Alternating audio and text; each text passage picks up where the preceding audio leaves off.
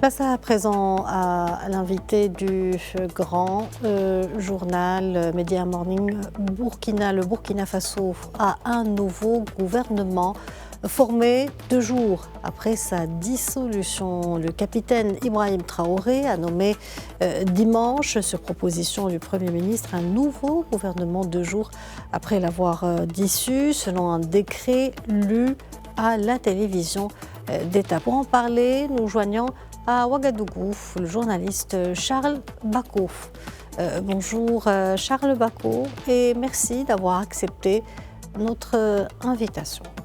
Bonjour à tous, bonjour aux téléspectateurs de Midi 1 TV. Alors, annoncé dimanche 8 décembre, le gouvernement du nouveau Premier ministre burkinabé, Rimatlba Jean-Emmanuel Ouedragao, est composé de 24 membres. Que pouvez-vous nous dire sur le nouveau Premier ministre et les principales nominations au gouvernement? Alors, Jean-Emmanuel Rimtalba Ouedraogo est un journaliste et il a occupé depuis le 16 septembre 2021 jusqu'à sa nomination d'abord aux fonctions de ministre de la Communication, le poste de directeur de la télévision nationale du Burkina.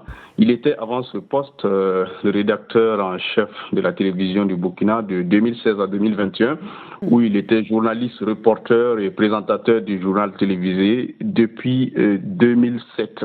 C'est vrai, vous l'avez dit, le nouveau gouvernement est composé de 24 membres et est marqué par l'arrivée de nouvelles personnalités à des ministères clés.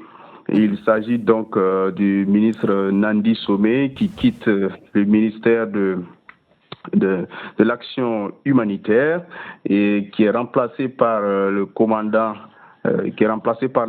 Pélagie Kaboré. Il y a aussi le ministre de la fonction publique Bassolma Bazé qui va quitter son ministère pour être remplacé par Mathias Kaboré qui occupait le poste de secrétaire général du gouvernement. Alors Bassolma Bazé, il est aussi appelé le général et à quelques heures de son éviction à ce poste ministériel, il a été très vite nommé à un point de chute comme président de la Commission nationale de la Confédération des États du Sahel. Et puis, il y a le général de brigade Célestin Saint-Poré qui occupe désormais le ministère de la Défense. Et lui, il était précédemment chef d'état-major général des armées depuis le 6 avril 2003. Voilà donc Charles Bako, il s'agit d'un remaniement express après une dissolution inattendue. Pourquoi, selon vous? Mais vous savez que dans la guerre, il y a des choix stratégiques qui s'imposent. Le chef de l'État, le capitaine Ibrahim Traoré, déroule un agenda. Et cet agenda, il faut le dire, ce sont des militaires qui savent comment ils déroulent l'action gouvernementale. Et tous les ministres n'ont pas démérité, que ce soit les ministres entrants et les ministres sortants. Et tous étaient à la tâche et tous étaient efficaces depuis leur fonction. Donc, de façon globale, personne n'a critiqué cette gouvernance, mais les choix stratégiques s'imposent, comme je vous l'ai dit, dans un contexte sécuritaire. La plupart des 24 ministres sont des civils dans un régime dont le pouvoir est pourtant presque détenu par des militaires. Comment expliquez-vous cela ?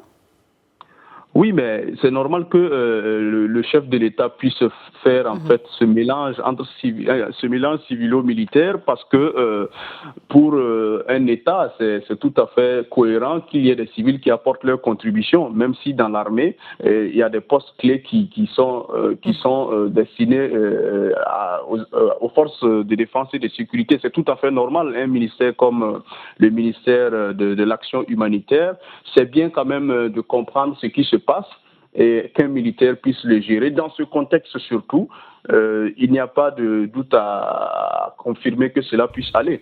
Même si il y a des civils, il n'y a pas il n'y a pas de faction, c'est tout à fait naturel parce que le chef de l'État, depuis sa prise du pouvoir, a demandé à chaque Burkinabé de participer à la lutte contre le terrorisme, de participer à l'élan patriotique pour élever les défis du moment. Donc, justement, la formation de ce gouvernement, elle intervient dans un contexte politique très particulier au Burkina. Quelles seront les nouvelles priorités de ce nouveau gouvernement? non, les priorités surtout, c'est relever les défis sécuritaires. C'est libérer les villes qui sont sous blocus terroriste. C'est arriver à réinstaller les personnes qui ont quitté leur village. C'est arriver aussi à redonner confiance au peuple et à faire comprendre au peuple que seul le développement endogène pourrait primer et que chacun puisse en tout cas vaquer à ses occupations. Voilà naturellement l'objectif qu'il faut. Mais après cet objectif, il y a des objectifs stratégiques que nous allons voir dérouler bientôt, mais qui ne vont pas se dire dans les médias ou qui ne va pas forcément être communiqué directement.